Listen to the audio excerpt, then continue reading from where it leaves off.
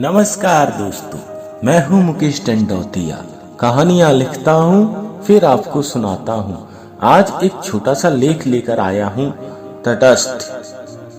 धर्म अधर्म, सत्य असत्य की जंग में तटस्थ होना या न्यूट्रल होना अथवा नो पॉलिटिक्स का ज्ञान देना तो आप निसंदेह अधर्म असत्य का साथ दे रहे हैं।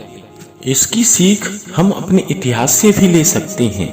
महाभारत युद्ध के अंतिम दौर में जब भीम ने गदा युद्ध में सारे नियमों को दरकिनार कर दुर्योधन को जंघा पर मारा, ये देख बलराम जी क्रोधित हो गए और भीम से युद्ध करने के लिए स्वयं तत्पर खड़े हो गए।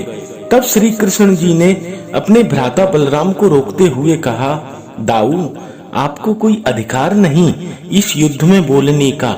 आप अपने सारे अधिकार खो चुके हैं, क्योंकि आप हमेशा तटस्थ रहना चाहते थे ताकि आपको न कौरवों का न पांडवों का साथ देना पड़े। इसलिए आप चुपचाप चार धाम की यात्रा का बहाना बनाकर निकल गए। आपने हमेशा कौरव और पांडवों के बीच अपने आप को तटस्थ रखा है, कभी भी सत्य और धर्म का साथ नहीं दिया। आपने जब भी कुछ नहीं कहा, जब भीम को दुर्योधन ने विष दिया तब भी आप तटस्थ रहे। पांडवों को लाक्षागृह में जलाने का प्रयास किया तब भी आप तटस्थ रहे। ध्रुव की क्रीड़ा में छल किया गया तब भी आप तटस्थ रहे। द्रौपदी का वस्त्र हरण किया गया तब भी आप तटस्थ रहे।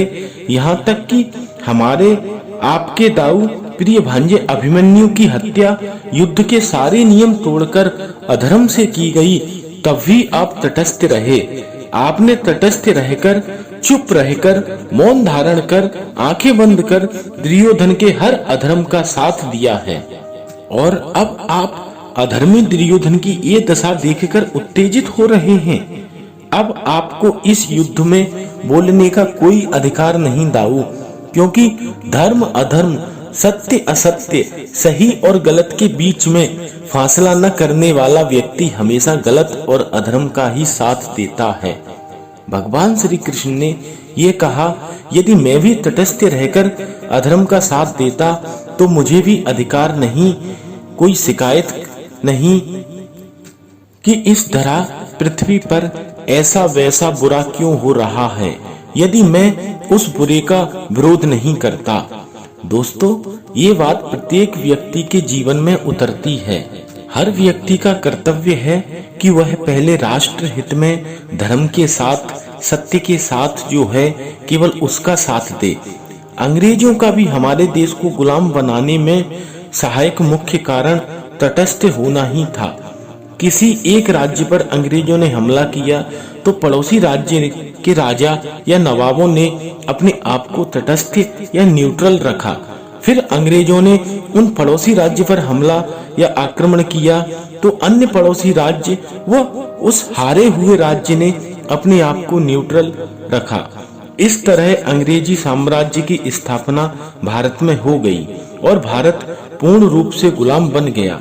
सिर्फ आपसी मतभेदों के कारण, आपसी मनमुटाव के कारण, आपसी फूटन, स्वार्थ के कारण, एक दूसरे पर संकट आने पर अपने आप को तटस्थ रखा, न्यूट्रल रखा और सभी को अंग्रेजों की 250 साल की गुलामी का दंश झेलना पड़ा। वैसे तो भारत के साथ ये सदियों से होता आ रहा है। 326 ईसा पूर्व सिकंदर ने पारसिया पर अधिकार कर लेने के बाद भारत पर आक्रमण कर दिया तो उस समय भारत में कई जनपद और सैकड़ों राजा थे, किंतु भारत भूमि की रक्षा के लिए सिर्फ अकेला पोरस खड़ा रहा और सिकंदर से युद्ध किया। बाकी राजाओं ने अपने आप को तटस्थ रखा। इसी तरह 712 ईस्वी में एक कबायली लुटेरा मोहम्मद बिन कासिम ने भारत पर लूट खसोट के इरादे से आक्रमण किया तो सिंध के राजा दाहिर ने अकेले उसे भगाया। अन्य पड़ोसी राजाओं ने अपने आप को तटस्थ रखा। ऐसे हजारों उदाहरण हमारे देश में मिल जाएंगे जिनमें एक भारतीय राजा ने दूसरे भारतीय राजा के प्रति अपने आप को तटस्थ रखा या फिर लौटकर उन लुटेरों का ही साथ दिया। इतिहास से भारतीयों को सीख लेनी चाहिए और तटस्थ या न्यूट्रल होने के स्वभाव को छोड़ देना चाहिए।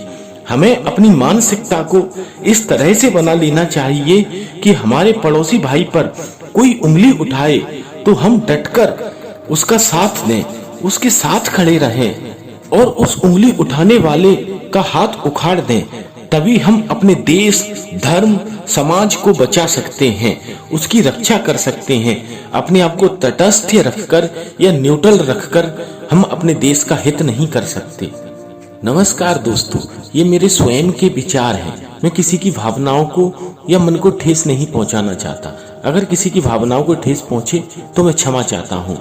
बहुत जल्द मिलूंगा एक नई कहानी के साथ। तब तक मेरा चैनल लाइक करें, सब्सक्राइब करें। धन्यवाद।